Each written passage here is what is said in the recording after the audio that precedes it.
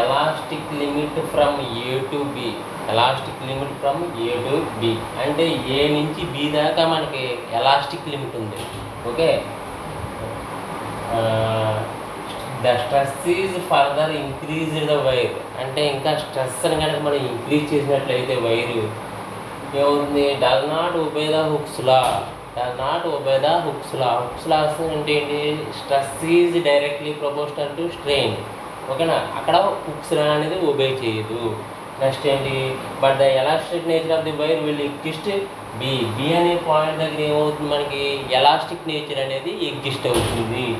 Okay, if the wire regain its original length. Elastic nature అంటే ఏంటి, మనం ఒక వైర్ని సాగదీస్తే మళ్ళీ సేమ్ అదే మళ్ళీ విడిచిపెట్టినప్పుడు కూడా మళ్ళీ తిరిగి అదే పొజిషన్కి వచ్చేస్తుంది. దాన్ని ఏమంటారు, ఎలాస్టిక్ లిమిట్.